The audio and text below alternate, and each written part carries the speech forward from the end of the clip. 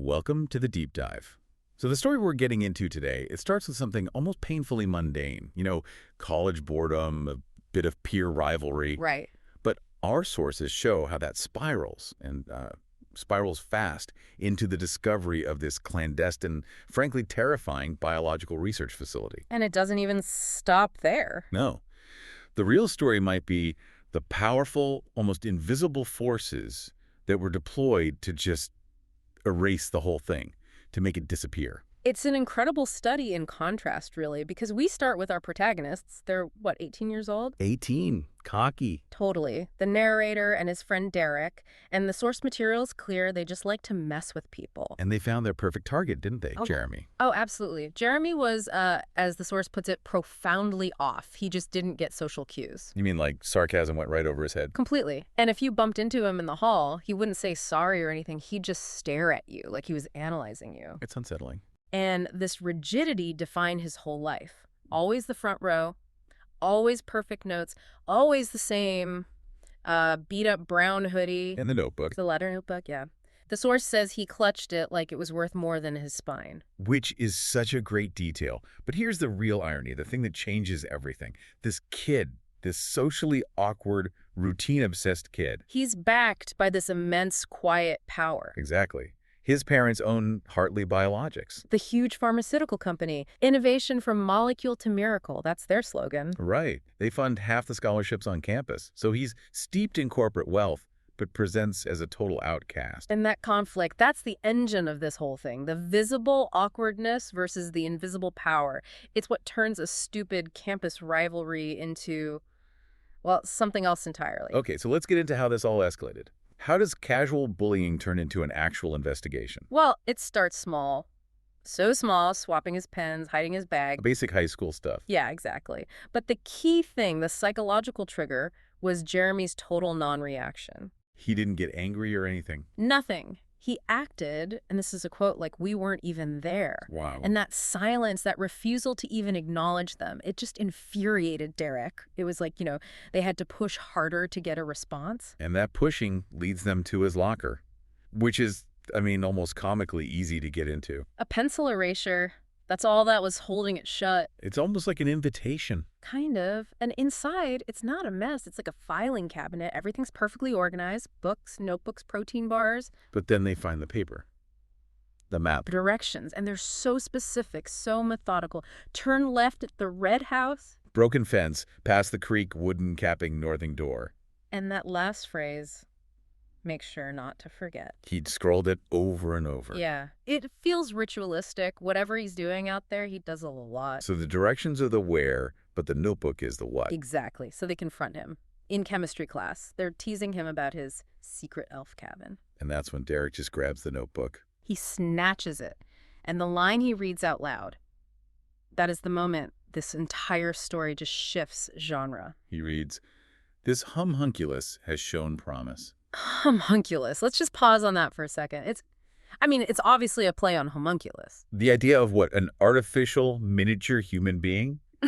From alchemy and old horror stories? Yes, right. But in the context of a modern biotech firm like Hartley Biologics, you're not talking about alchemy. You're talking about illegal genetic engineering, creating artificial life. And Jeremy's reaction, it confirms everything. Oh, completely. He doesn't just get mad. He screams. The source describes it as high, sharp, just pure terror. And grabs the book back like a wounded animal. That's it. That's the tipping point. The shift from total impassivity to just absolute panic. They knew right then that they had hit a nerve. As they follow the map. They follow the map. And the environment itself starts to feel different. It's early autumn. The air is damp, heavy, cold. And the path isn't just some random trail. The ground is worn down. Frequent use. Someone is walking this route over and over. Then they see it. The cabin. Small, crooked, weathered. It looks like a hunch in the clearing. But once they're inside, it's clear this isn't some kid's clubhouse. There's a trapdoor in the floor. A heavy, iron-runged hatch. And opening it takes real effort. A lot of effort. And the air that comes up, it's cold, dry, and has that faint, chemical smell. Unnamed chemicals. It's already too professional. The wooden stairs give way to concrete. Hollow, echoing concrete. And at the bottom, there's this barrier.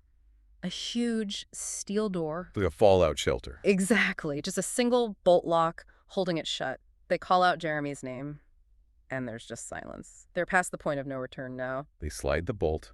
Yeah. Inside, it's a lab. A real functioning lab. Clean steel counters, scuffed tile floors, shelves just packed with glassware and containers, and then the cylinders. Built into the wall. Yeah. Some are empty, some have this murky fluid, and one has something pale, like sediment at the bottom. But it's the first side room that really tells you what's happening here. The temperature drops. Yeah.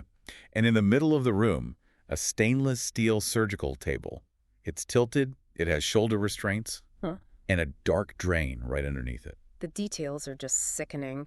A towel stiff with some kind of dried, reddish-brown stuff. Instruments laid out perfectly, scalpels, clamps, scissors, 4V bags hanging from a stand, just ready to go. This isn't role-playing. This is a place for serious, non-consensual surgical procedures. The homunculus wasn't a metaphor. And then they see the boxes. The final piece. Cardboard boxes stacked up and stamped with the logo. Hartley Biologics. There it is. Yes. The company that funds scholarships and promises miracles is running this horror show off the books. It's the ultimate collision. Public charity and private atrocity. And that single detail explains everything that's about to happen next. This isn't just one disturbed kid. This is institutional. Now we get to the second room.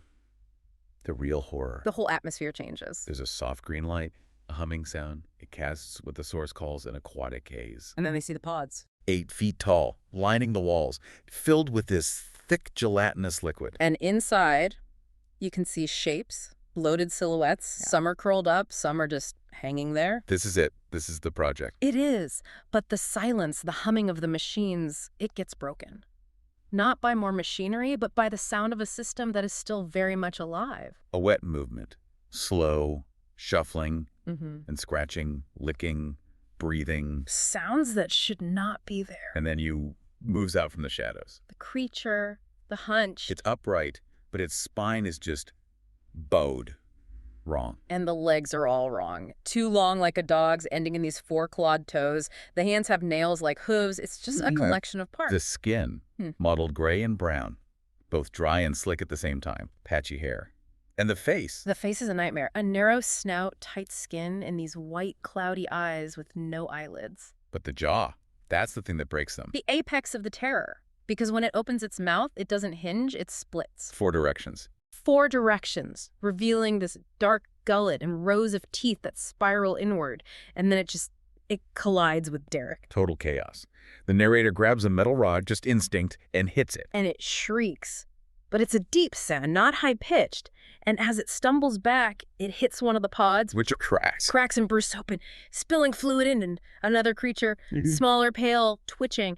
The source says it was like a combination of an anteater and a human. Unbelievable. They just scramble, knocking things over, running for that steel door. And something grabs Derek's leg. He gets badly hurt. Puncture wounds, nerve damage, but they make it through the door, slam it shut. And then they just hear this furious pounding on the metal behind them as they race back up the stairs. And here, this is where the horror changes. It stops being biological and becomes institutional. Yeah. They stumble out of the woods, find someone to call for help, but the narrator, he starts censoring the story immediately. He tells the dispatcher they were attacked. But that's it. No creatures, no green fluid, no splitting jaws, no pods. He leaves all that out.